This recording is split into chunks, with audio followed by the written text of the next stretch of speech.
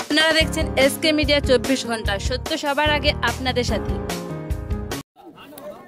যে ভয়ঙ্কর ঘটনাটার সম্মুখীন হয়েছে তামান্নার আম্মা, তার মা টোটাল বিষয়টা বিশ্লেষণ বললেন। ব্যাপারটা শুনতে পেলাম তার পিতা, তামান্না খাতুনের পিতা হচ্ছে একজন মাইগ্রেন্ট লেবার। দুর্ভাগ্য আমাদের, ভোট আসলেই পশ্চিমবাংলায় খুনোখুনি মারামারি, আর ভোট আসলে মুসলিমরা না খুন হলে রাজ্যের যে শাসক দলের সরকার আছে তারা ঠিক শান্তি পায় না। মুসলিমদেরকে খুন হতেই হবে, পিছড়ে বর্গের মানুষকে খুন হতেই হবে, না হলে ভোটটা তাদের কাছে অসম্পূর্ণ। দেখুন না, যেখানে গণনা হচ্ছে গণনা কেন্দ্রের অনেক দূরে, আর যেখানে এসে মেয়েটিকে খুন করলো বোমা ছুড়ে অনেকটাই ভিতরে।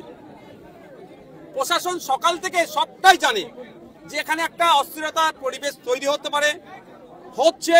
ইতিপূর্বে এই গ্রামে এই ধরনের রাজনৈতিক হিংসা হয়েছে, অনেক ক্ষতিগ্রস্ত হয়েছে।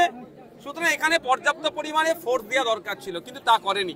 ফলে একটা ফুটফুটে মেয়ের জীবনহানি হলো। শুধু একটা মেয়ের ক্ষতি হলো না, এই গ্রামটা আজকে আতঙ্কিত হয়ে গেল। এটা সম্পূর্ণভাবে রাজ্য সরকারকে দায়ী নিতে হবে, ইসিআই কেও দায়ী নিতে হবে। আমরা চাইছি সঠিক তদন্ত হোক। আমি তামান্নার আব্বাজির সাথে কথা বলেছি।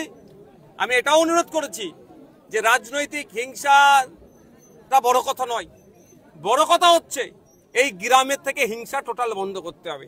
তার জন্য আপনাদেরকে এগিয়ে আসতে হবে। যারা যারা যুক্ত তাদের বিরুদ্ধেই আমাদের আইনি লড়াই চলবে। ও দল করে সেই দল করে, তার থেকে বড় কথা যারা অন্যায়ের সাথে যুক্ত তাদের বিরুদ্ধে আইনি লড়াই চলবে। প্রশাসনের ভূমিকা নিয়ে কি বলবেন? দেখুন, ওই দিনকে যদি প্রশাসন কঠোর হাসতে কঠোর থাকতো, অর্থাৎ যেখানে সকাল থেকে ঢিপঢাপ চলছে, যদি খবর পাওয়ার পরে যদি প্রশাসন তার ফোর্স ডিপ্লয় করে দিত, তাহলে এই দিনটা দেখতে হতো না। সোমবারের ঘটনা, আজকে বুধবার মাত্র 5 জন গ্রেপ্তার হয়েছে, 24 জনের নামে অভিযোগ দেয়। দেখুন, আমরা আর কয়েকটা দিন অপেক্ষা করছি। প্রশাসন কতটা দায়িত্ব নিয়ে কাজ করছে দেখছি। না হলে শ্রদ্ধেয় সম্মানীয় বিকাশ রঞ্জন ভট্টাচার্য স্যার আছেন, শামীম দ্বারা আছেন, তাদের সাথে কথা বলবো। আমরা এটাকে কোর্টে নিয়ে মুভ করব। পরিবারের কথা যে বিচার চাই, সিবিআই চাই, আমরা তাকে আজকে কথা বলেছি যে আমরা চাই, বললাম আসার মতো নয়। কিন্তু তাহলে তারাও যদি অন্তত নিজের গ্রামটাকেও ঠিক করতে পারে, ততটুকু করে না কেন? করতে দেওয়া হয় না। সেই বাইরে করার ইচ্ছা থাকলেও তাকে করতে দেওয়া হয় না। কারণ ওখানে কারা থাকে? মুসলমানরা থাকে। ওখানে কারা থাকে? পিছড়ে বর্গের হিন্দুরা থাকে। ওখানে কারা থাকে? আদিবাসীরা থাকে। ওদের এলাকায় উন্নয়ন করার দরকার নেই। এমনি ওদের ভোটটা আগের দিন রাত্রে 500 টাকা বিরিয়ানির প্যাকেট দেবো, পেয়ে যাব। এই মানসিকতাই চলছে তো। আর এই গ্রামের মানুষ বুঝবে কবে? বগটুই থেকে বারাসাত, মুর্শিদাবাদ, ভাঙড় এবং নদিয়ার বিভিন্ন জায়গায় শুধুমাত্র সংখ্যালঘুরা খুন হচ্ছেন, যেখানে বারবার বলা হচ্ছে এই তৃণমূলের পক্ষ থেকে প্রচার দেওয়া হয় সংখ্যালঘুদের জন্য, বিজেপিকে আটকানোর জন্য তৃণমূল দল, সংখ্যালঘুদের জন্য এই দল, কিন্তু বারবার সংখ্যালঘুরা কেন? উত্তরপ্রদেশে মুসলমানদেরকে মারছে বিজেপি, আর পশ্চিম বাংলাতে মুসলমানদের মারছে তৃণমূল। বুঝতে পারছেন তো?